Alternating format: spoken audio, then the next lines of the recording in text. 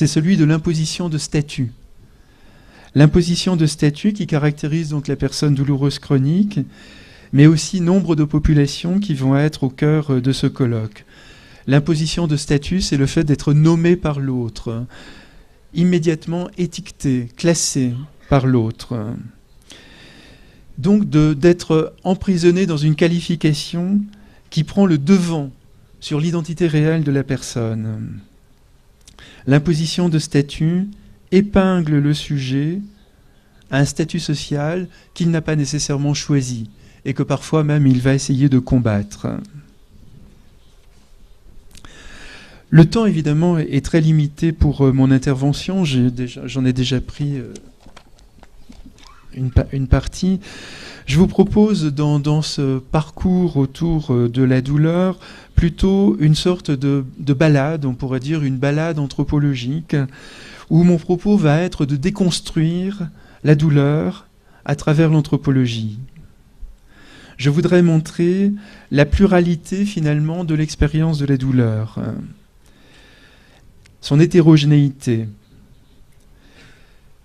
La douleur est un magnifique objet pour l'anthropologie, parce qu'on a l'impression qu'elle est purement naturelle, biologique, qu'elle s'impose à nous sans que nous n'y soyons pour rien, alors qu'en fait, les recherches que nous pouvons mener à son propos montrent que rien n'est plus immergé que la douleur à l'intérieur du lien social, à l'intérieur d'une culture, à l'intérieur de l'histoire d'une société, et aussi à travers une psychologie personnelle, une histoire de vie.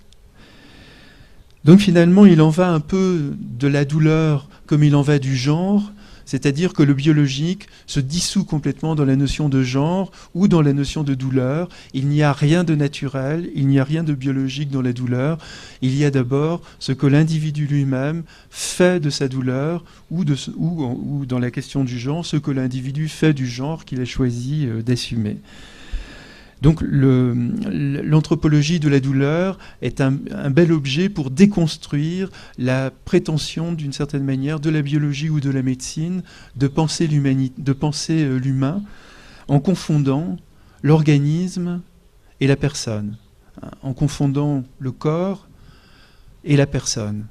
Alors que lorsque nous avons mal, ce n'est pas notre organisme qui est en jeu, c'est évidemment notre personne tout entière. Mais Elsa le rappelait tout à l'heure, le corps n'existe pas, il existe simplement, nous sommes par définition des hommes ou des femmes ou des transgenres de chair. La condition humaine est une condition corporelle, une condition incarnée. Et le paradoxe de la médecine, c'est de nous voir uniquement sous la forme de systèmes nerveux ou d'organismes, alors que nous sommes évidemment bien au-delà de tout cela.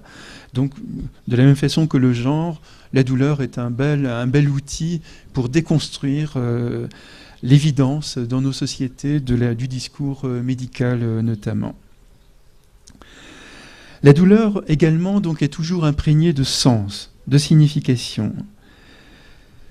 Elle est de façon très minimale neurophysiologique. Elle mêle le biologique et la signification. On pourrait dire d'ailleurs de la douleur qu'elle est 100% physique et 100% psychologique. C'est-à-dire qu'elle n'existe pas en dehors de sa perception. Il y a d'autre part un autre point important là je vous donne plutôt les mots-clés d'une intervention qui serait possible sur des heures et des heures et des heures. Il n'y a pas un autre point important pour penser la douleur, c'est que la douleur ne va jamais sans la souffrance. Mais en revanche, la souffrance peut être plus ou moins vive en fonction des situations. C'est-à-dire qu'il y a des douleurs qui sont embrasées de souffrance, qui déchirent complètement la vie, qui détruisent. Mais il y a aussi des souffrances qui font mal, mais plutôt qui nous construisent, qui nous permettent de nous connaître, d'approfondir la personne que l'on est.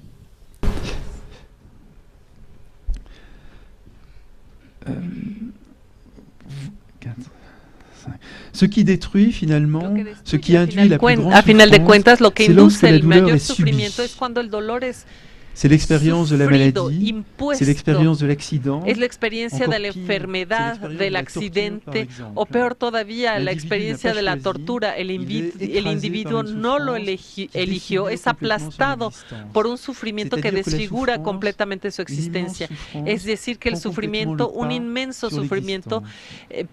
rebasa contraire, completamente il y a la donc une existencia. souffrance, une- Pero une hay un douleur sufrimiento, dont la souffrance est hay un minima, dolor cuyo une sufrimiento souffrance es qui même a est mínima. banale et Un parfaitement assumée par sufrimiento que es l'individu, banal y c'est lorsque asumido por el l'expérience est individuo es choisie. cuando la experiencia es elegida. C'est l'expérience, par exemple, Es la experiencia, du por sport, ejemplo, c'est del l'expérience du deporte tatouage, o del c'est tatuaje l'expérience des pratiques o de de las suspension prácticas de corporelle. suspensión Ce sont corporal, les rites de passage los dans les ritos de sociétés paso en las, traditionnelles. en las Ce sont les sociedades rites de tradicionales, virilité dans los les ritos de banlieues virilidad populaires en la periferia popular de alguna ciudad o en otros lugares, qué sé yo, toda una serie de experiencias. También, de hecho, la experiencia del alumbramiento, que ciertas mujeres viven de manera muy dolorosa, pero de manera extraordinaria por otras. Ciertas mujeres van a hablar de su sufrimiento, otras mujeres van a decir, dolió, pero fue un momento tan extraordinario que prefiero no hablar de sufrimiento, porque la palabra sufrimiento no coincide para nada con la experiencia que yo viví.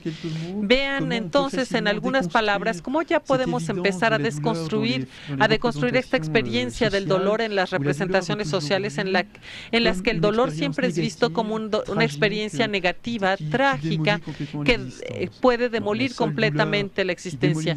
Pero el único dolor que puede demolir la existencia es cuando nos es impuesto, cuando no podemos controlar ese dolor para nada y cuando nos aplasta y nos destruye completamente. Pero cuando tenemos cierto tipo de control sobre el dolor, no, al contrario, el dolor nos puede enriquecer, es como un paso iniciático, un renacimiento. Entonces vean hasta qué punto el dolor es un hermoso objeto desde un punto de vista antropológico. En outre, la douleur donc transforme toujours le sentiment Además, el dolor siempre transforma el sentimiento de identidad. Es decir, que cuando el dolor nos aqueja, ya no somos la persona que éramos antes. Entonces, en el dolor crónico, por supuesto, esto nos cambia para lo peor.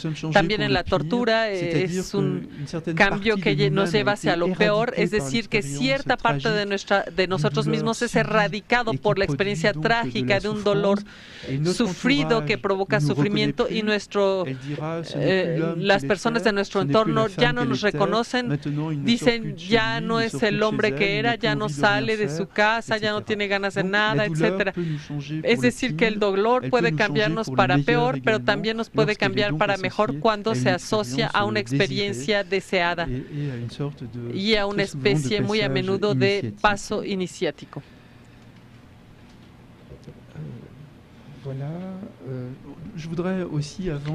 También antes de entrar en el tema, quisiera decir que en todas las circunstancias tenemos cierto control sobre el dolor y sobre el sufrimiento, incluso en el contexto de la enfermedad, incluso en el contexto del dolor sufrido, su impuesto, incluso en el caso del gran sufrimiento. Disponemos ahora de una serie de técnicas de sentido que pueden entrar dentro del sufrimiento para disminuirlo.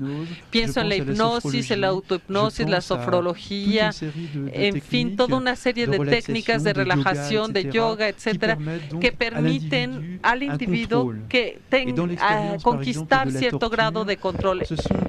Y en la experiencia de la tortura hay imágenes mentales que pueden permitir al individuo torturado construir una especie de escudo ante su torturador, ante su verdugo, un escudo que lo protege de lo peor, que lo protege de la destrucción que intenta inducir el torturador. No tendré, por supuesto, el tiempo de abordar todo eso, pero incluso la experiencia absolutamente trágica de la tortura muestra que si una mayoría de hombres y mujeres que conocen esta experiencia son destruidos definitivamente y nunca vuelven a encontrar su lugar en el mundo que tenían antes cuando lograron sobrevivir. La experiencia también nos muestra que hay hombres o mujeres que salieron casi indemnes de la experiencia de la tortura, que nunca denunciaron a sus enemigos y que siempre lograron neutralizar el sufrimiento que querían infligirle sus torturadores. Bueno, voy a hacer un recorrido muy rápido por distintas experiencias del dolor para mostrarles justamente cómo el dolor puede construir o al revés destruir a la persona. Voy a empezar por el dolor elegido, el dolor en el que el sufrimiento es significante, es asumido por los individuos.